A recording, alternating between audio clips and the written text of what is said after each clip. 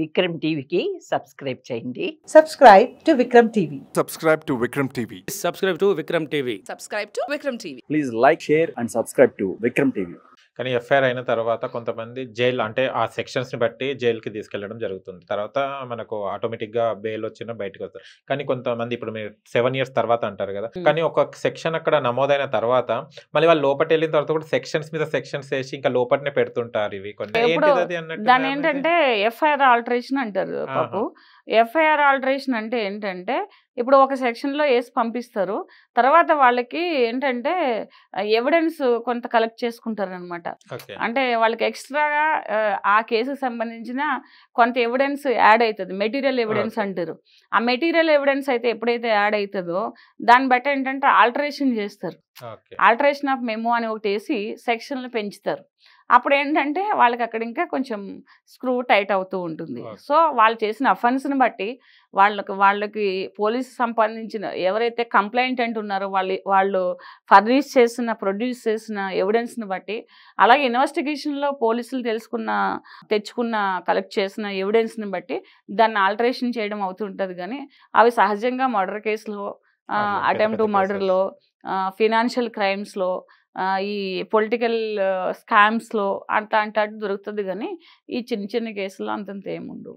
Love కేసులు ఏముంటాయి, మెసేజ్లే ఉంటాయి, ఆ కాల్సే ఉంటాయి, ఆ హోటల్ బిల్స్ ఉంటాయి, లేదా రిసార్ట్స్ బిల్స్ ఉంటాయి. ఇవి తప్పిస్తే పెద్ద ఏముండవు. ఈ ఎక్కువైతే సీరియస్ అఫెన్స్ ఏదైతే ఉన్నాయో ఆ అఫెన్సెస్లో మాత్రమే ఈ మెటీరియల్ ఎవిడెన్స్ అనేది కలెక్ట్ చేయడం జరుగుతూ ఉంటుంది. ఓకే, మనం ఎఫ్ఐఆర్ ఫైల్ అయిన తర్వాత బెయిల్ ఎలా తీసుకోవాలి మేడం? ఎన్ని రకాలు ఉంటాయి బెయిల్ అనేది? బెయిల్ అనేది 3 రకాలు ఉంటుంది. ఓకే, ఒకటి ఏంటంటే స్టేషన్ బెయిల్ అంటాం. 7 years లోపు కన్విక్షన్ పడే కేసెస్ ఏదైతే ఉన్నదో దాంట్లో స్టేషన్ బెయిల్ తీసుకుంటాం. ఇంకా కొంచెం సీరియస్ అఫెన్స్ 324 అని కొన్ని సెక్షన్స్ ఉంటాయి. అవి ఏంటంటే కోర్టులో సరెండర్ చేసి బెయిల్ తీసుకుంటాం. అది కాకుండా మళ్ళీ యాంటిసిపేటరీ బెయిల్ తీసుకుంటాం. అంటే మనిషి బయట పెట్టి దొరకకుండా, మొన్న హర్ష సాయి తీసుకున్నట్టు కనపడకుండా లోయర్ కోర్టు తర్వాత హైకోర్టుకి వెళ్ళి తీసుకుంటాం. కొన్ని సందర్భాల్లో దొరికేశారనుకోండి తీసుకెళ్లి జైల్లో పడేస్తారు, ఆ బెయిల్ తీస్తాం. అంటే 4 రకాలైన బెయిల్స్ ఉంటాయి. అదే స్టేషన్ బెయిల్, సరెండర్ చేసి బెయిల్, మళ్ళీ అరెస్ట్ అయిన తర్వాత bail, anticipatory bail.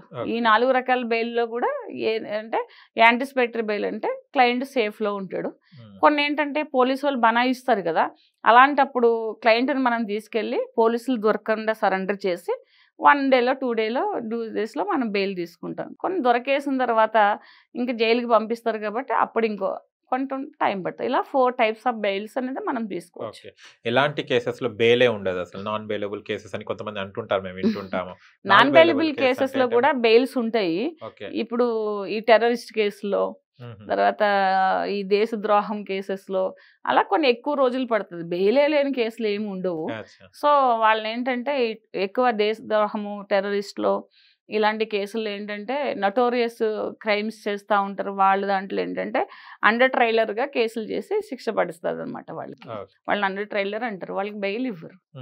Quash petition ఎలా వేసుకోవాలి మేడం? క్వాష్ పిటిషన్ అంటే ఏంటిది? క్వాష్ పిటిషన్ అంటే ఇప్పుడు సపోజ్ ఒక వ్యక్తి మీద కేసు బుక్ అయింది, ఆ రోజు ఆ వ్యక్తి ఆ ఊర్లో లేడు, ఆ టైంలో ఎక్కడైనా అఫీషియల్ వర్క్ మీద ఉన్నాడు, లేదంటే ఒక వ్యక్తి మీద కేసు వేశారు, ఆ కేసు ఆ వ్యక్తికి సంబంధం లేదు, ఆ పేరులో ప్రాబ్లము, ఆ ప్లేస్లో ప్రాబ్లము ఏదో ఉంటుంది. అలా ఎప్పుడంటే మనకు సంబంధం లేనప్పుడు ఆ కేసు పర్టికులర్గా ఆ వ్యక్తికి అట్రాక్ట్ కాదు, ఆ వ్యక్తికి సంబంధం లేదని మన దగ్గర ప్రూఫ్స్ ఉంటే కనుక మనం స్క్వాష్కి వెళ్తాం.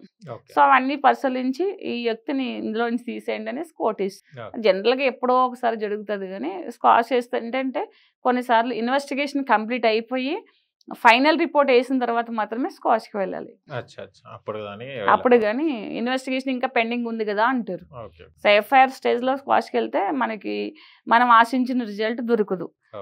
ఎఫ్ఐఆర్ స్టేజ్ దాటి అది కేసు అయినప్పుడు అప్పుడు వెళ్తే ఈరోజు నేను ఈ అఫెన్స్లో ఉన్నానని నన్ను రాశారు, కానీ నేను ఆ రోజు ట్రావెలింగ్ కొనుక్కుని పలాని సీసీ ఫుటేజ్లో పలాని హోటల్లో ఉన్నాను, లేకపోతే పలాని ఆఫీస్లో ఉన్నాను, పలాని ఎయిర్పోర్ట్లో ఉన్నాను, ఆ టైంకి నేను ఇక్కడ లేను, ఇలాంటివి ఏదైనా కరెక్ట్గా మనకు అఫీషియల్ రికార్డెడ్ ఉంటే కనుక అది స్క్వాష్ చేసుకోవచ్చు.